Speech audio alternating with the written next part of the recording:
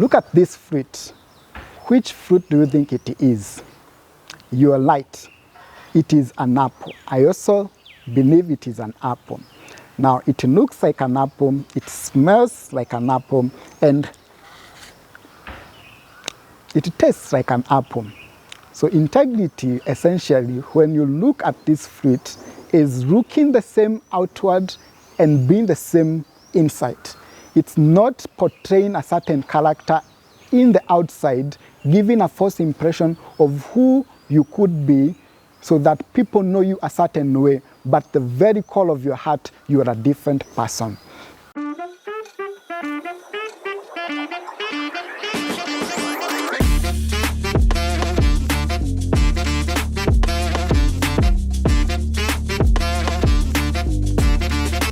Welcome to today's episode of Uliza FOCUS. My name is David Muraya. I work in FOCUS Kenya in the Associates Department. Today we are answering the question, is integrity possible? Let me start by asking you a question. What would you do if no one would ever find out? If you're seated alone in a room, faced with a choice, and no one would ever find out what you chose. Now, in a world today where doing whatever it takes seems to be the rule and doing what is right seems outdated and difficult, integrity is an important topic to consider. Integrity comes from the Latin root word integer, which means whole or a unit of one. Integrity essentially is about saying what you mean, meaning what you say, and doing what you say. Integrity is about living the same way today, tomorrow, and being the same in every aspect of your life, as opposed to fragmenting your life, having a life living this way in your academic life, living another way in your spiritual life, living another way in your sexual life, and living another way in your work life. Integrity is about being the same in every sphere of your life. Look at this fruit. Which fruit do you think it is? You are right. It is an apple. I also believe it is an apple. Now, it looks like an apple, it smells like an apple, and it tastes like an apple. So integrity, essentially, when you look at this fruit, is looking the same outward and being the same inside. It's not portraying a certain character in the outside, giving a false impression of who you could be so that people know you a certain way, but the very core of your heart, you are a different person. I was reading on the social media about a story of a cab driver sometimes last year whose client left a sum of 100,000 in the car and a phone worth more than 60,000. Now this cab driver decided to return that amount and phone to the client, even without the client pursuing him.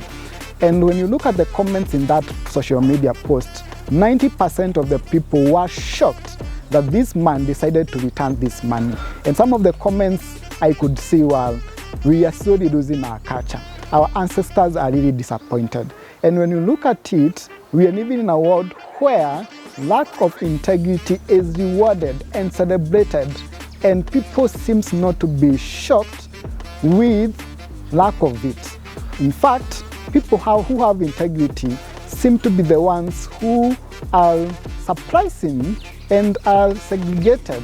Choosing integrity may be difficult and may seem like an uphill task, but is it possible? Yes, it is possible. I want us to consider the example of Joseph in the Bible. Joseph was sold into slavery by his brothers. He met a master Potiphar. He was tempted by his master's wife, and he was tempted greatly. Now, Joseph decided not to compromise. He lost his job and ended up in jail. But ultimately, Joseph became one of the leaders in Egypt. When you think about it, choosing integrity may cause you to lose some opportunities in the moment. Choosing integrity may cause you to lose a promotion. It may cause you to lose a job. but ultimately that choice may be the very foundation God uses to connect you to his purpose. I want to encourage us that while we're living in a world where everybody around us is choosing what is not right, and peer pressure and the allure of quick success and niches, and wanting to succeed easily without working hard, I know it is very difficult to choose integrity, but difficult has never meant impossible. God has given us the grace and all it takes to live a godly life. And 3 things to consider if you do want to live a life of integrity. Number 1, as David says in Psalm 119, verse 11, I have hidden your word in my heart so that I may not sin against you. One thing that is paramount for you in order to live a life of integrity is hiding God's word in your heart. When we hide God's word in our hearts, our minds and lives are transformed, and we have convictions that make us make the right decisions. Number 2, consider accountability. We need to surround ourselves with friends who could help us make the right choices.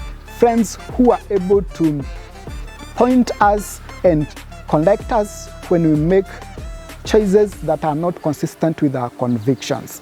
Now, when we think about accountability, it is also true that some of the friends we may choose may be the one leading us to live lives of lack of integrity, and therefore it is important to choose people who are able to hold your hand and you are able to challenge each other to living a life of integrity. Lastly is really building conviction and determining in your heart that this is who you will be no matter what, or no matter what you face to lose. Because as we see in the life of Joseph, yes, we may lose something and opportunities in the moment, we may not become as quickly successful as our peers, but ultimately we are building a foundation that will guarantee success in the future. Proverbs chapter 15 says that the integrity of the upright guides them, but the duplicity of the unfaithful destroys them. Integrity is variable. As David would say in the book of Psalm chapter 15 verse 1 to 2, those who will dwell in the presence of the Most High and in his tabernacle are the upright in heart, those who choose truthfulness in their hearts. If you're struggling to live a life of integrity today, don't give up. The Lord is able to restore you. You just need to choose to depend on him and adhere to his word. May the Lord bless you as you choose to live a life of integrity, and all the best. It pays and it is priceless. Thank you.